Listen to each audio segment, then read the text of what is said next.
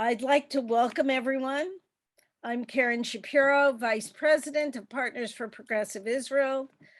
Thrilled that you all are with us for this timely conversation. The Israel left in a center-right government. Is there a sweet spot between principles and pragmatism? With member of Knesset for Meretz, Mossi Raz, and political scientist, Professor Naomi Chazan, moderated by Einat Ovadia, Executive Director of the Israeli human rights NGO Zulat.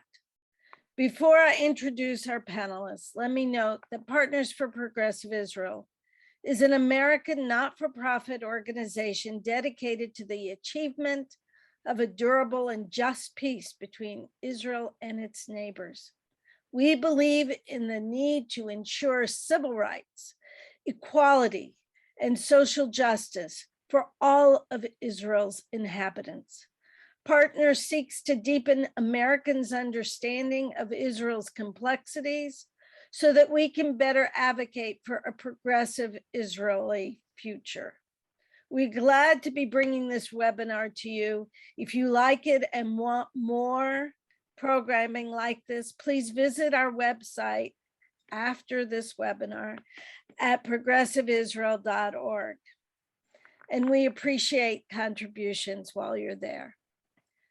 It gives me great pleasure and deep honor to introduce our participants today.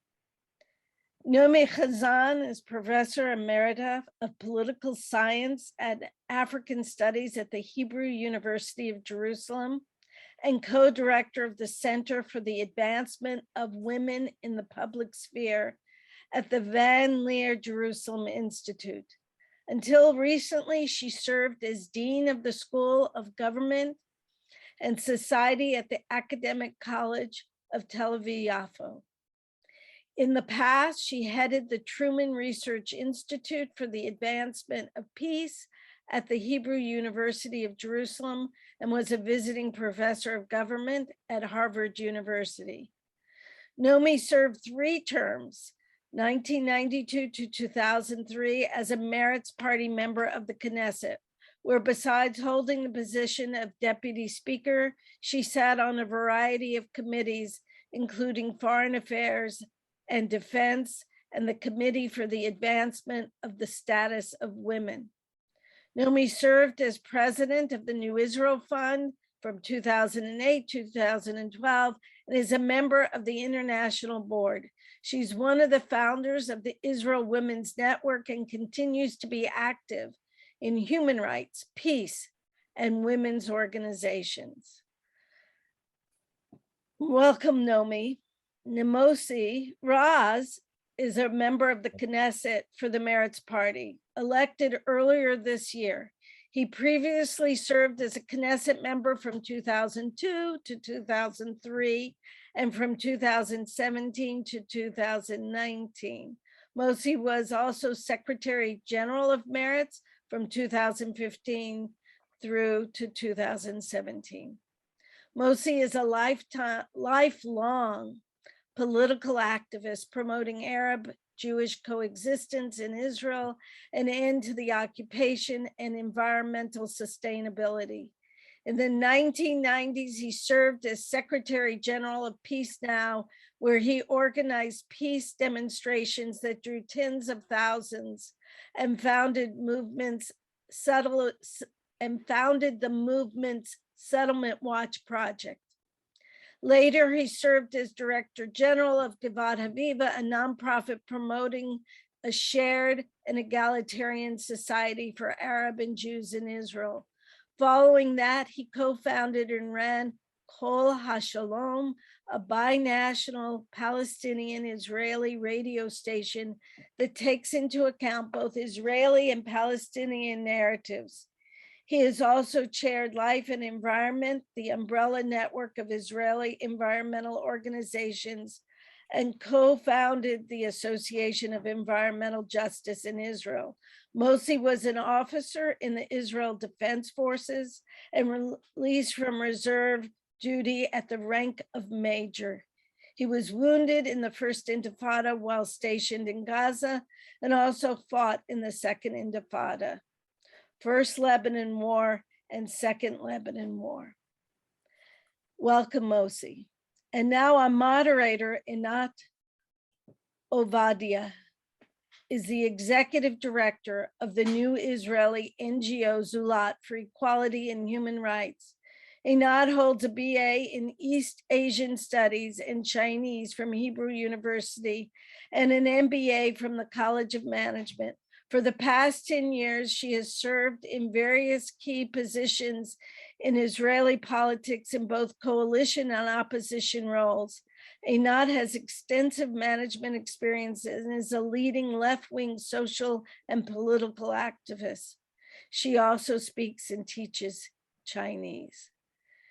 So I am grateful for all of you being here, and I hand it over to you, Einat, to take on from here.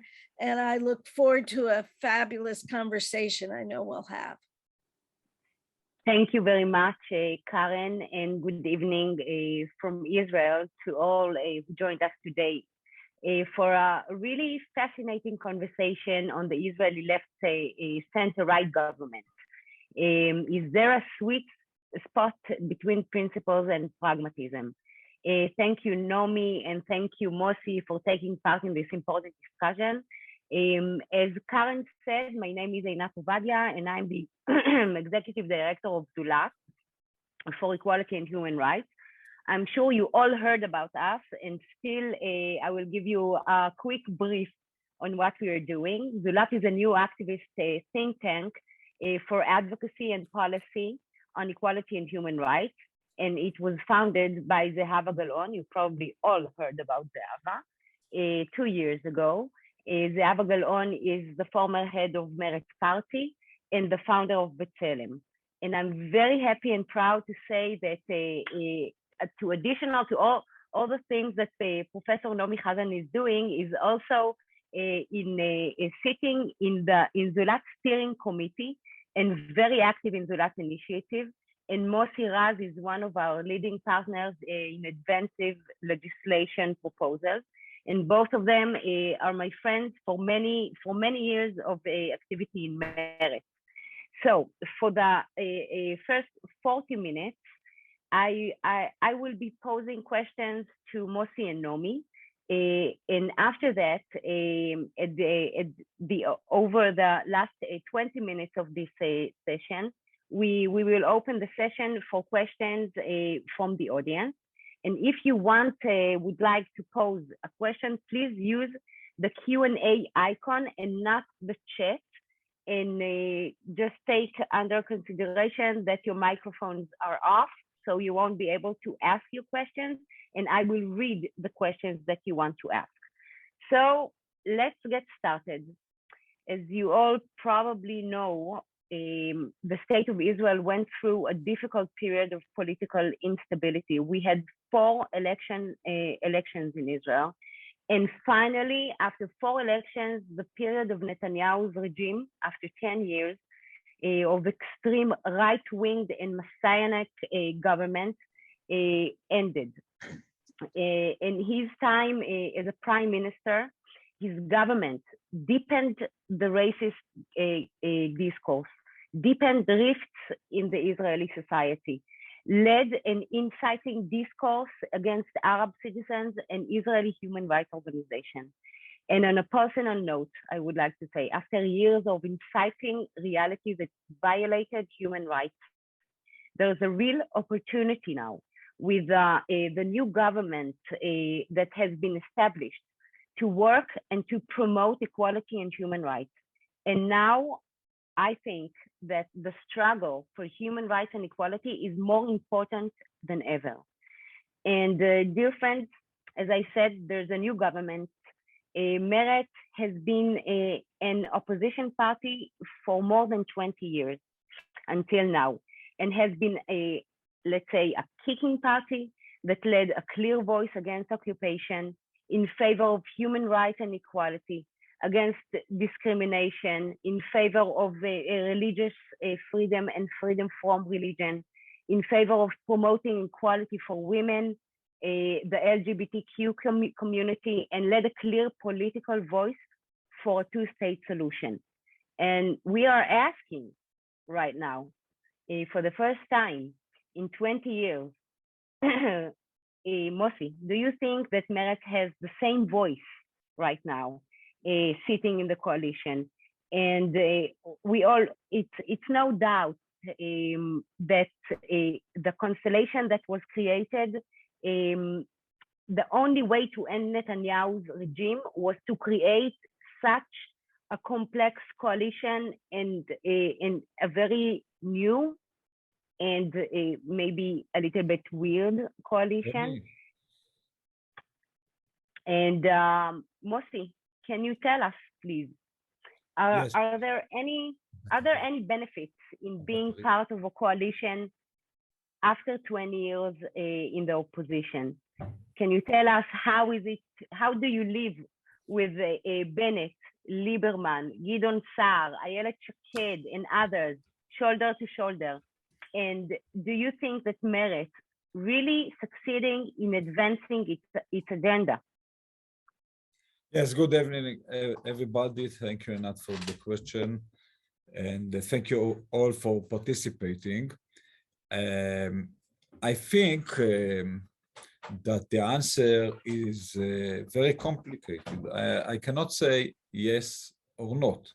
But first, I really want to change a little bit, please, the question, because I don't think that the only reason to sit in the government is because of Netanyahu. I think there are some more reasons, and there are very good reasons not to support the government. I'm aware to that. So if you ask me, the main reasons to support the government, I think the first reason I should say is the alternative. Because if we don't support the government, the alternative is not Einat Ovadia, Naomi Chazan, and Zehava Galon.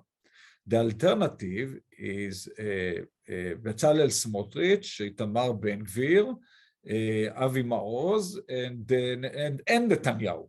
Netanyahu is, he is not the worst in the alternative. There are some guys that are way, way worse than him.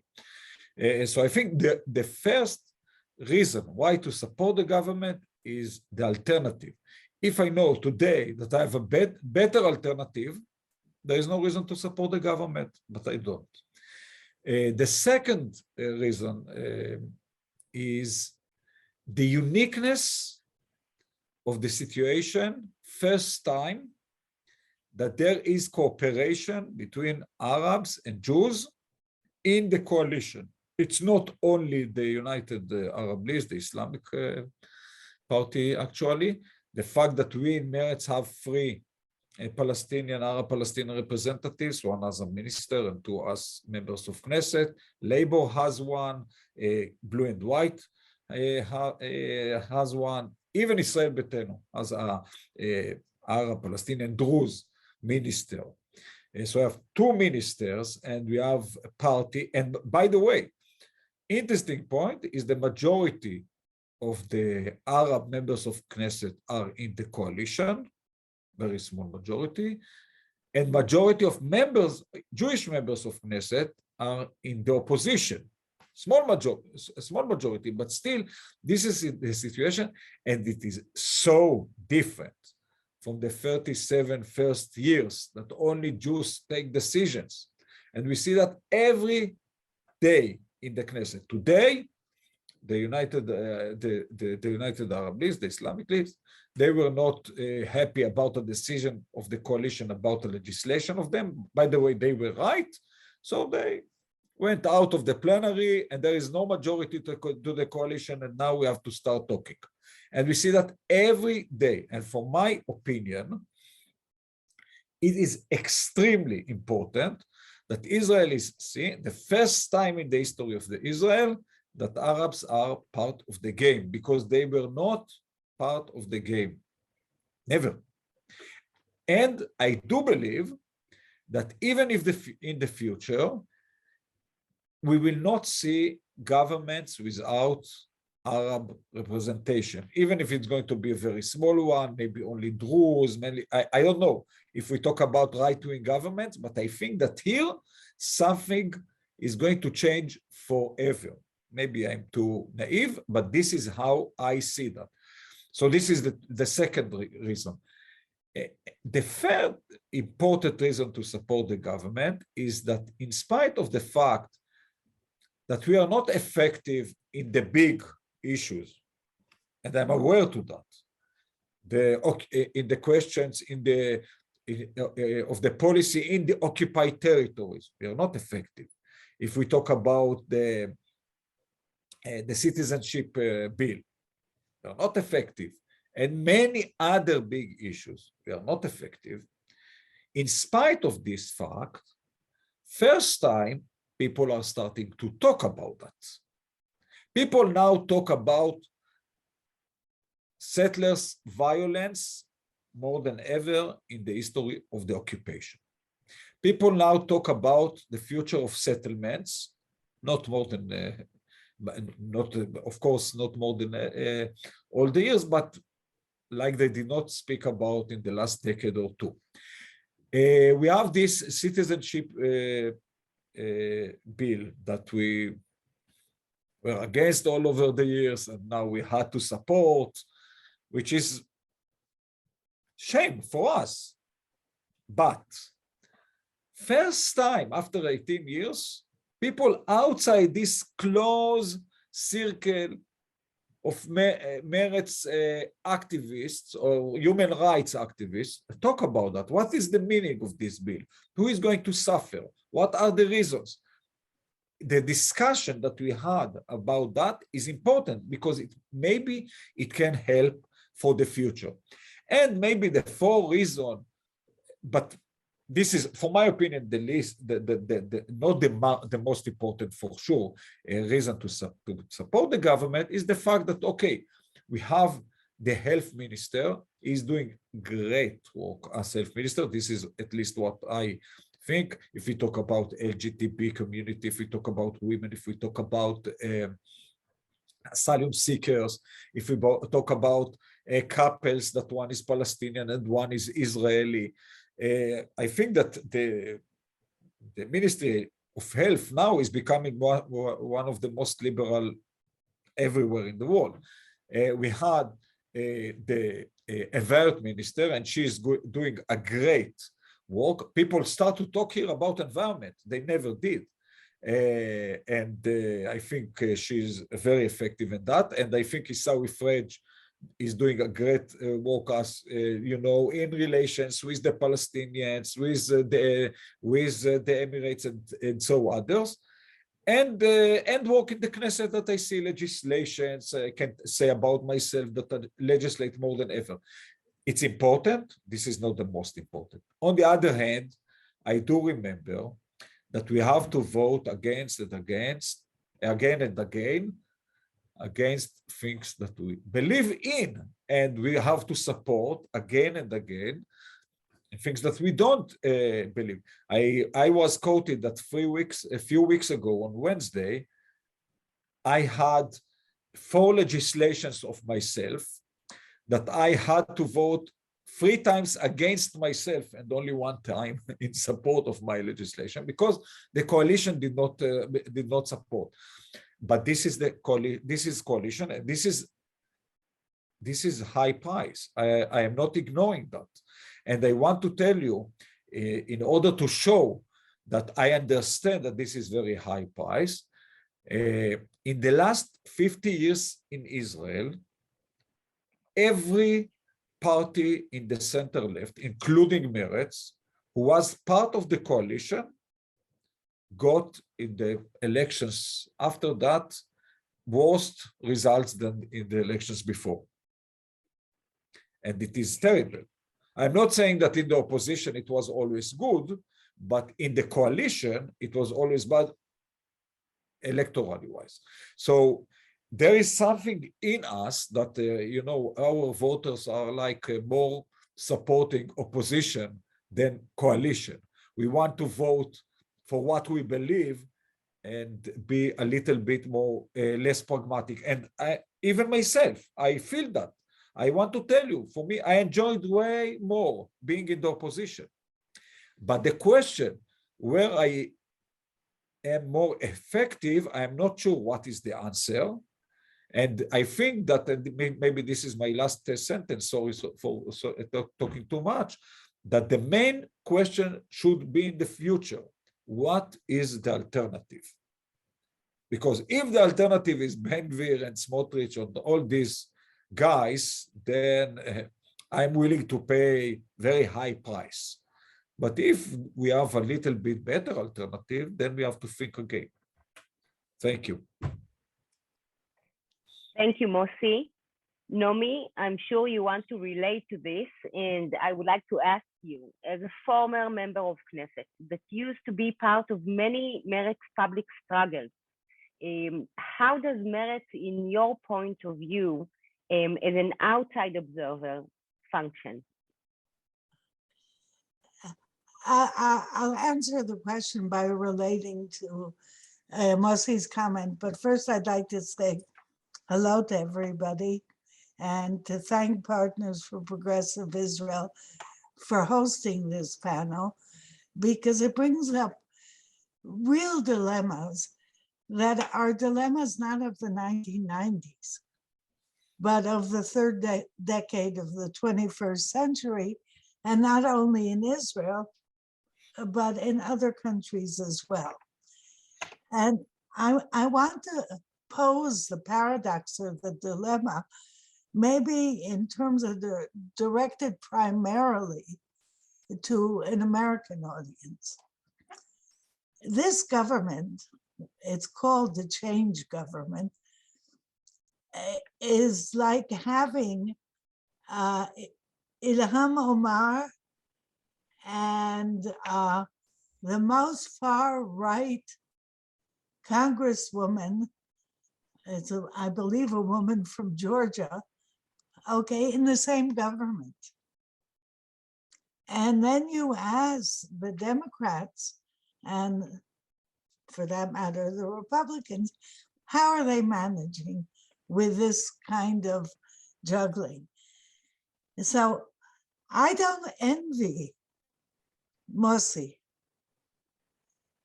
Every single day, he has to keep examining how much more can he hold the line and explain it to himself in terms of where I know he's coming from.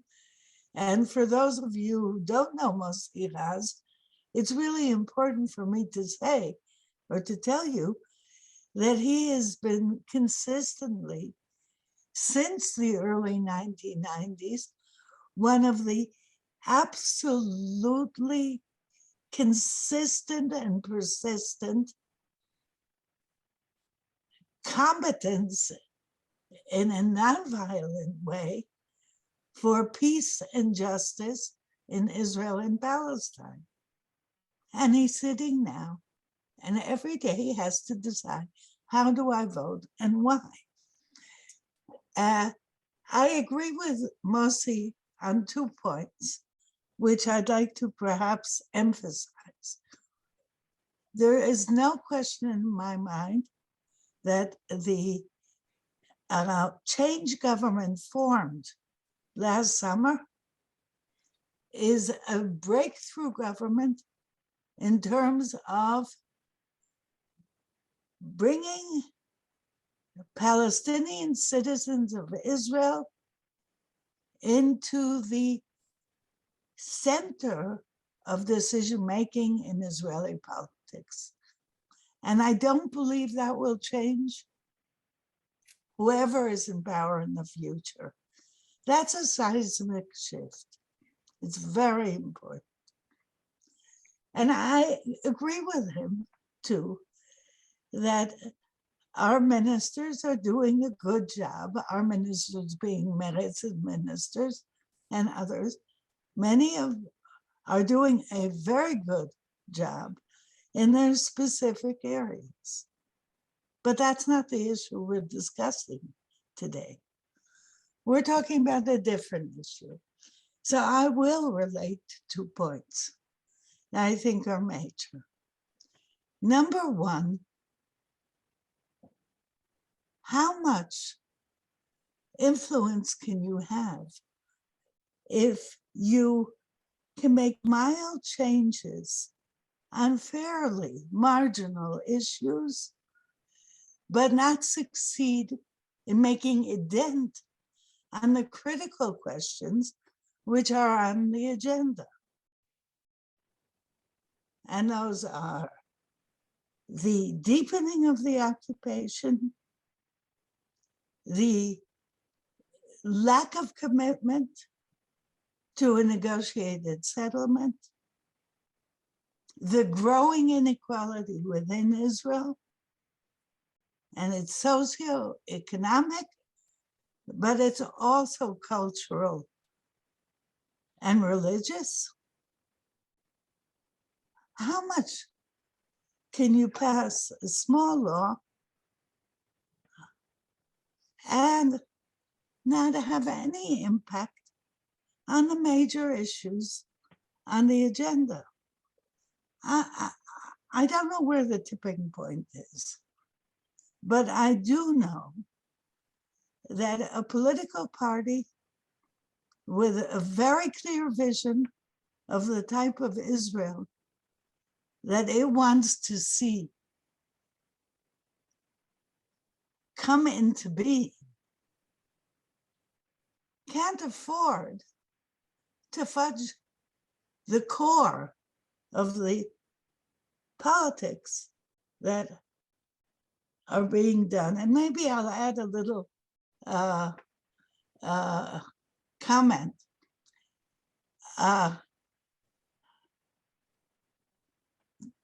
Politics, daily politics in the Knesset, Mossi knows this very well, is not about intentions.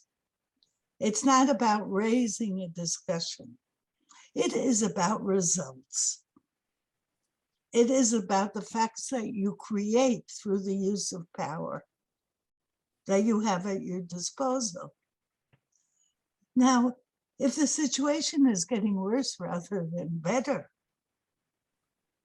I ask whether or when does one have to ask, do we want to be a part of it? So that's point number one. And point number two, I'll do very quickly. Politics is about alternatives, but it's not only about the alternatives we're used to. It's also about the alternatives we can create. And on the key issues, I'm not sure that this government is better than its predecessors on human rights, on civil rights. I mean, I'm afraid to talk on the phone now. And I'm not the only one. On social justice, not to speak about peace or security, is it better than its predecessors? I'm not sure. So to say the alternative is worse is to suggest that what we had before with Netanyahu and the right wing and the far right and the Haredim is the only alternative to what exists today.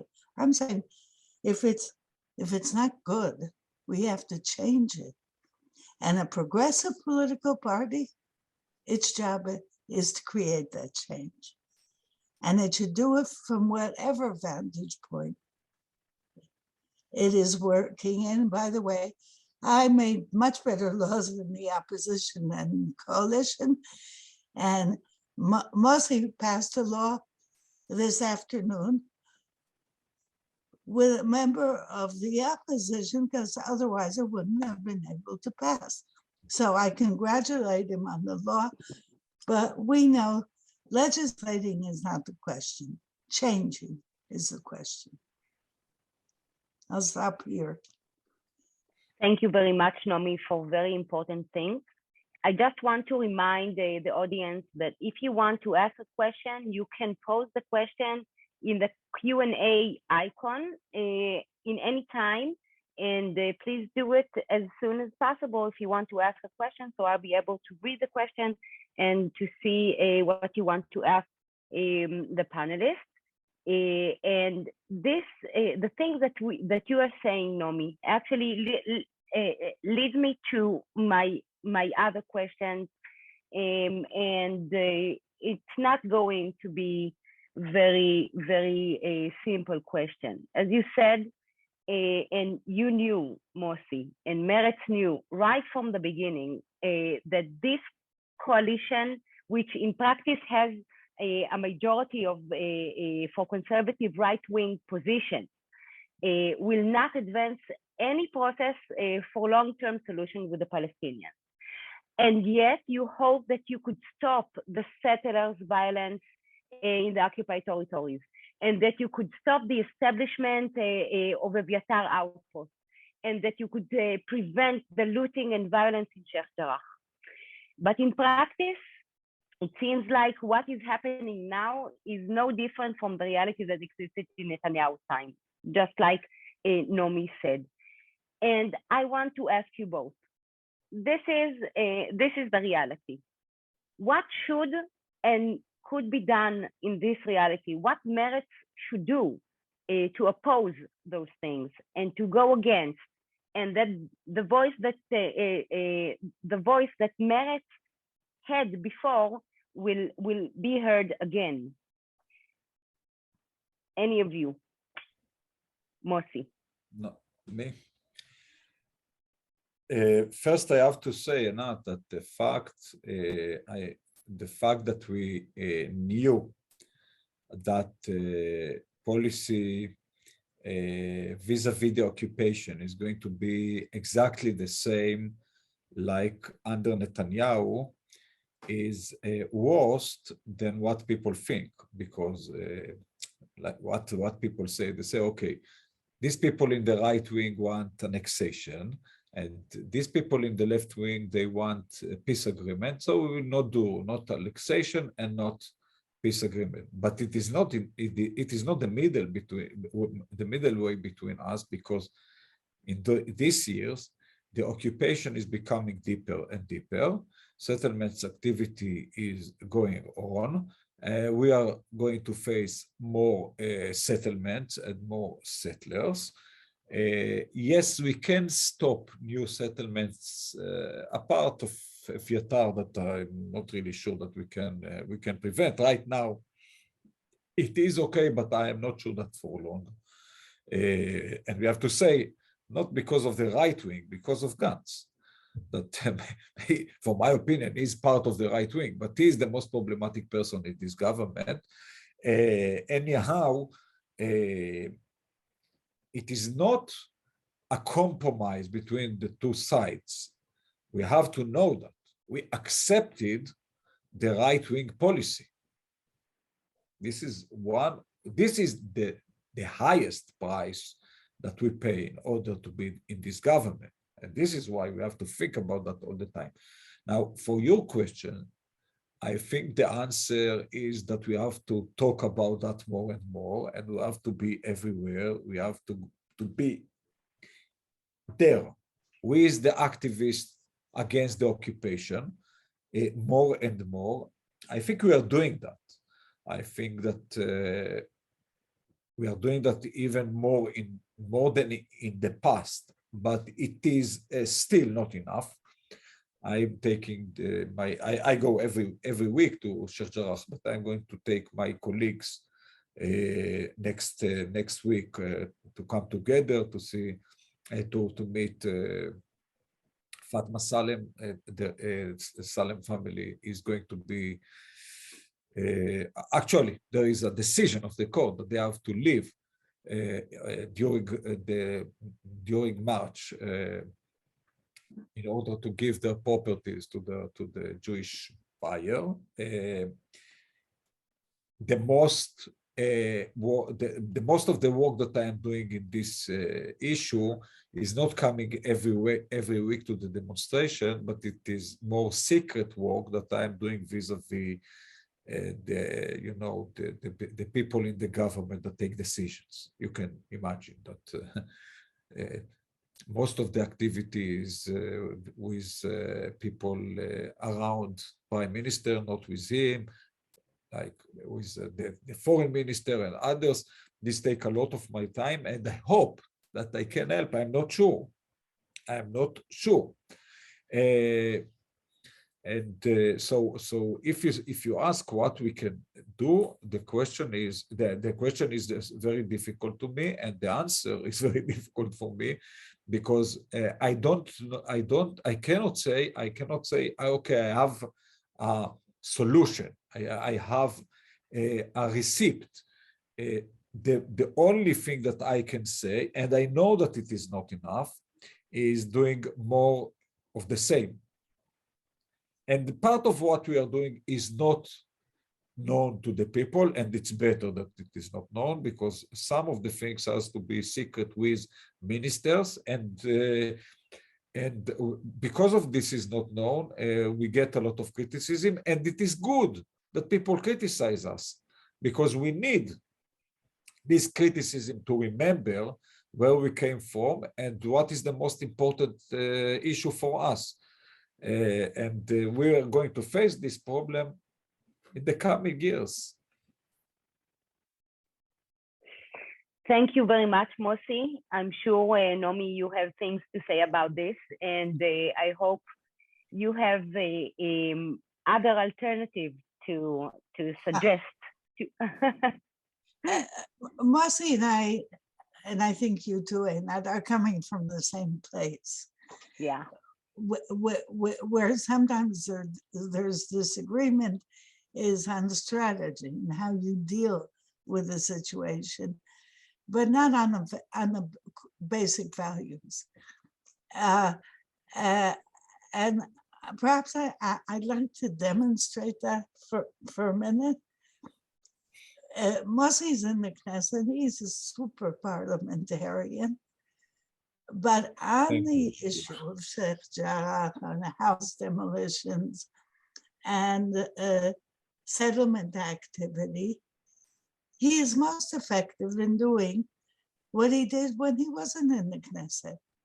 And that is organizing demonstrations, being there, being present, speaking out, mobilizing people.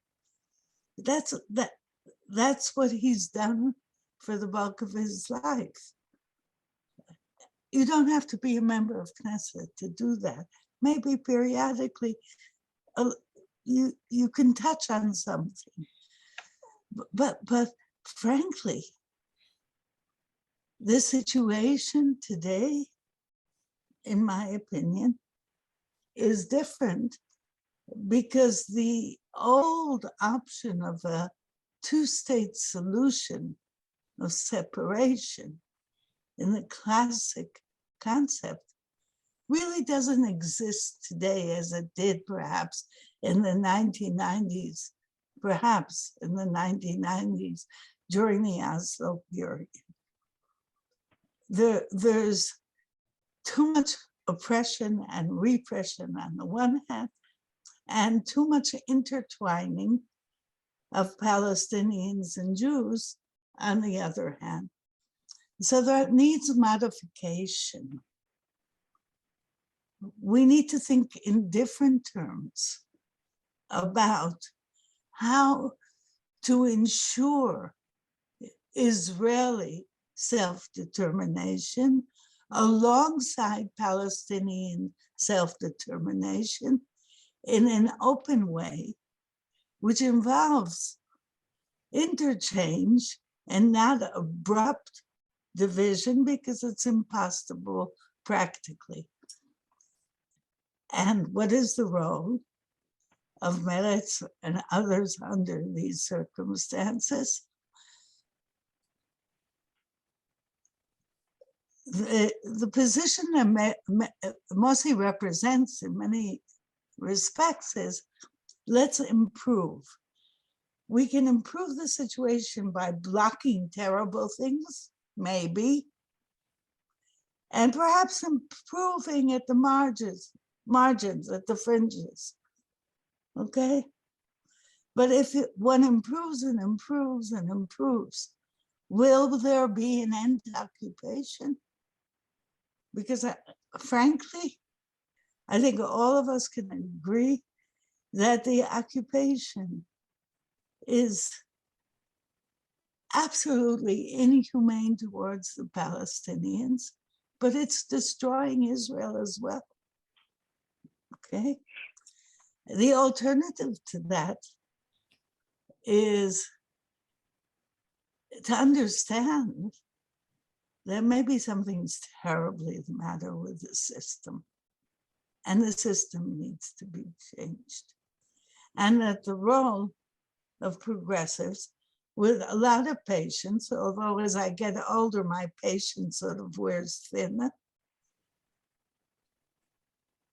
with a lot of patience, is to show the road, to be absolutely adamant that one has to pursue slowly but surely a course of change and work on bringing in more and more groups into this path and trajectory. It's a different strategy. And those are the choices. At some point, all of us are going to have to make a decision about it. Thank you very much, Naomi. So the final question is, after hearing that Meretz is sitting in a coalition that is passing a new racist citizenship law, and there are rumors about Gantz wanting to connect the illegal outpost to electricity, and all the other things that we said that are supposed to be in the core of the work that Meretz always was against.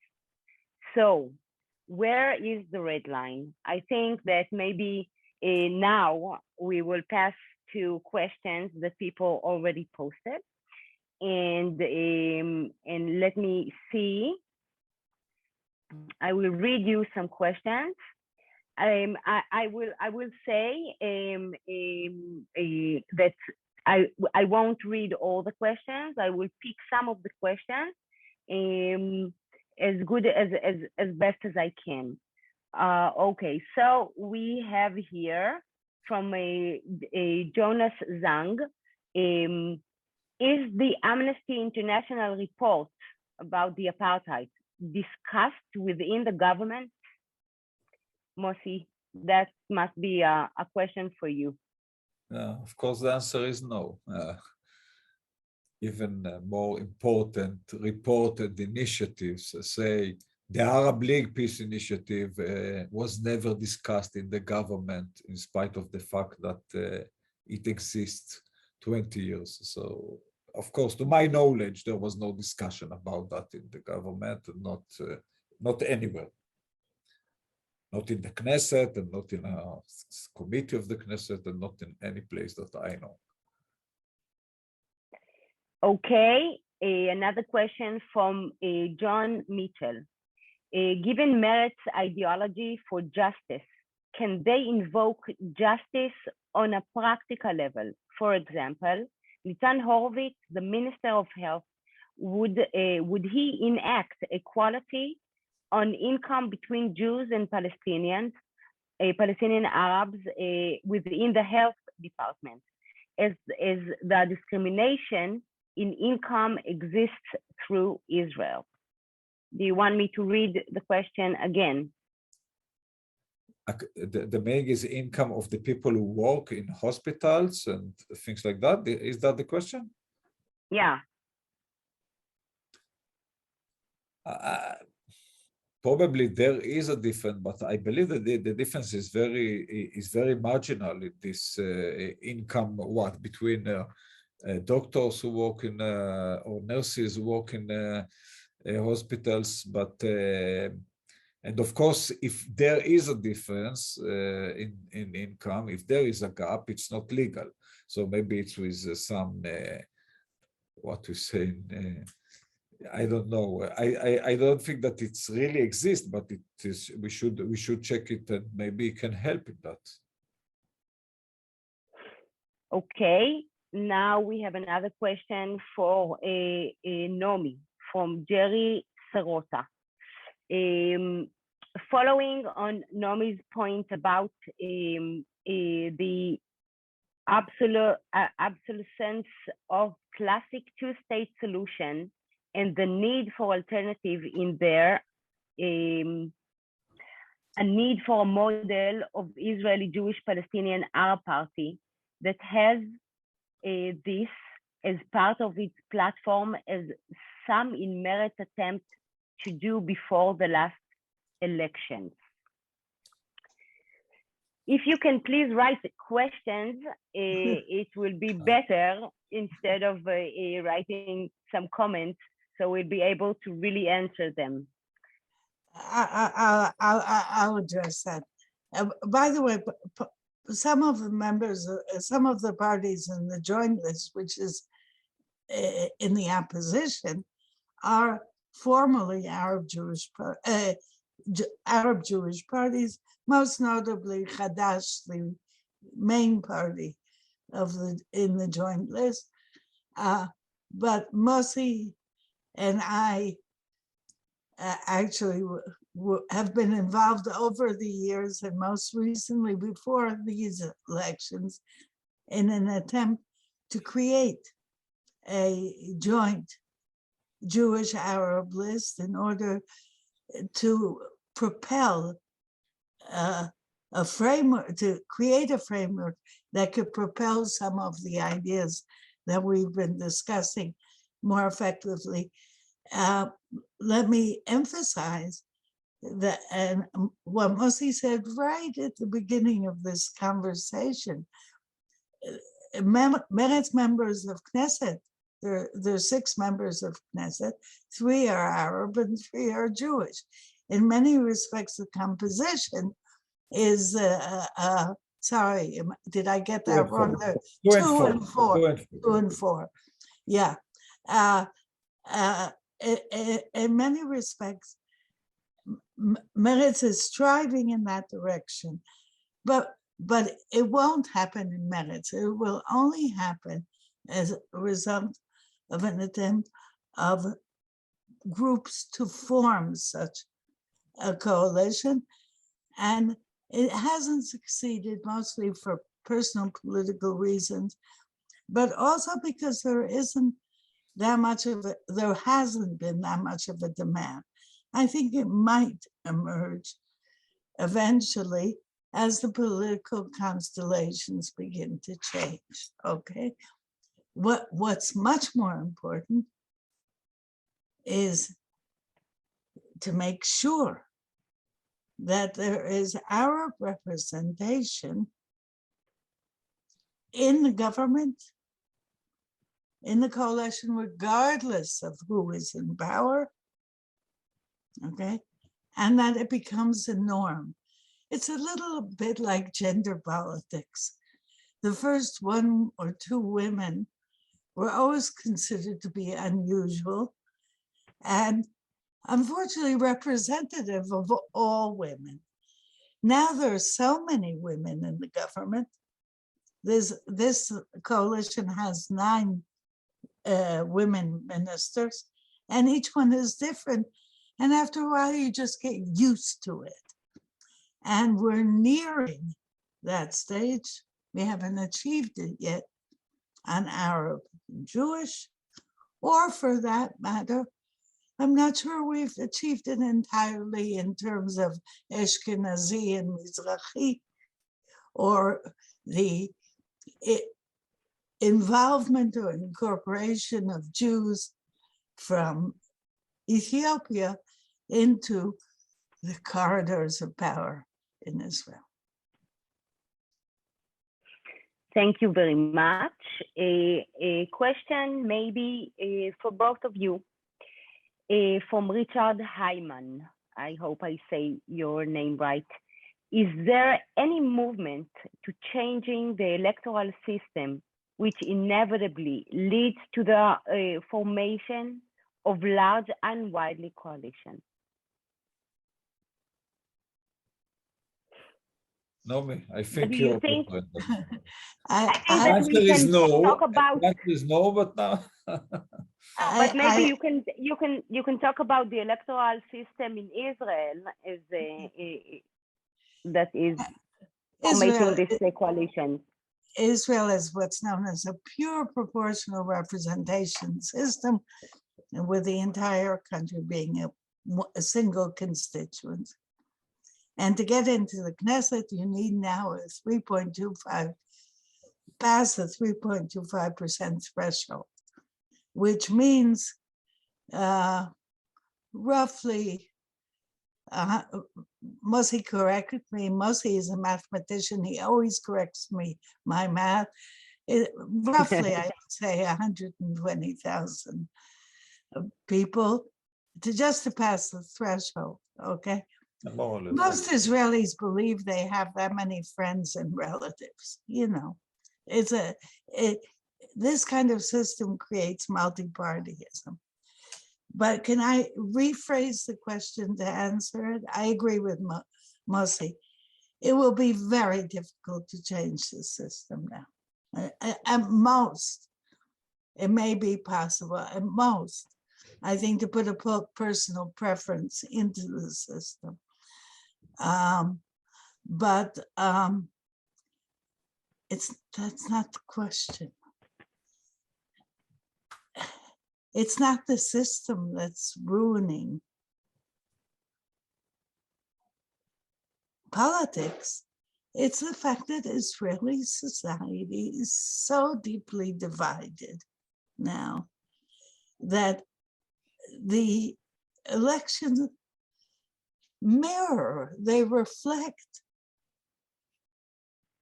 the various ideas, ideologies, groups that together compose Israel.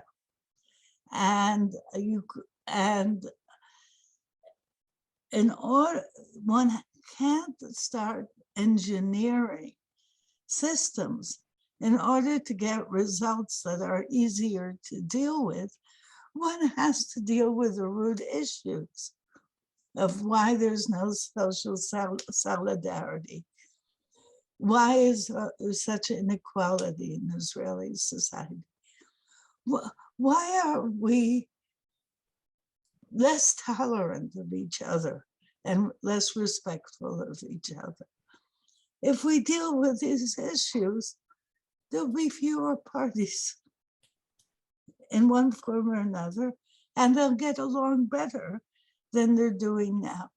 So political engineering is what authoritarian leaders do in order to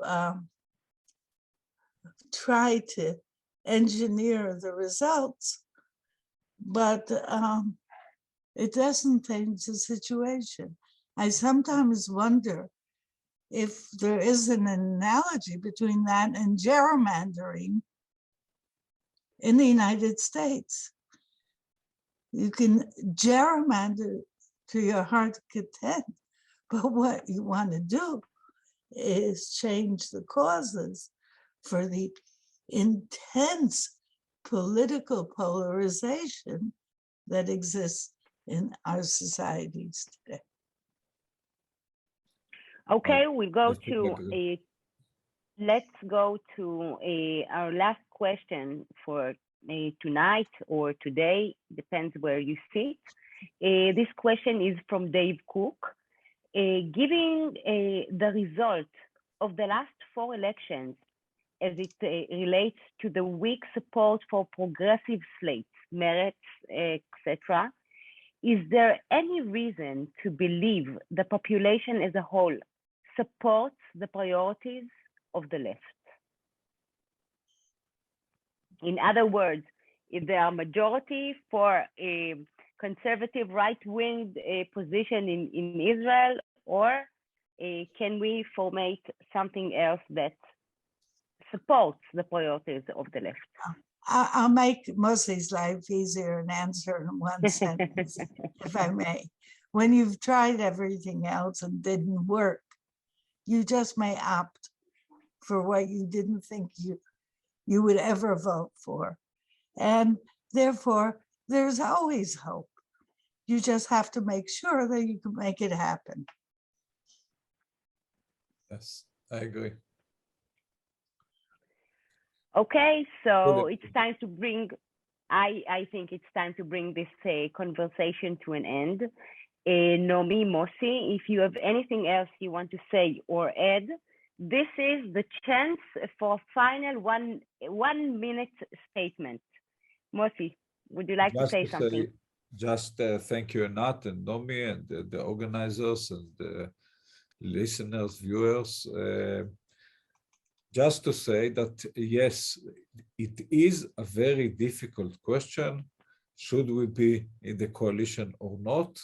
And this is a question that I ask myself every day. Right now, I do think that it's better for us to be in the coalition, but I'm not sure. Maybe I'm going to think like that in the coming 4 years or 3 years and 8 months until the elections. And maybe I'm going to change my mind next week if I see things different on the ground. Naomi? And again, very briefly, I've been inside and I've been outside.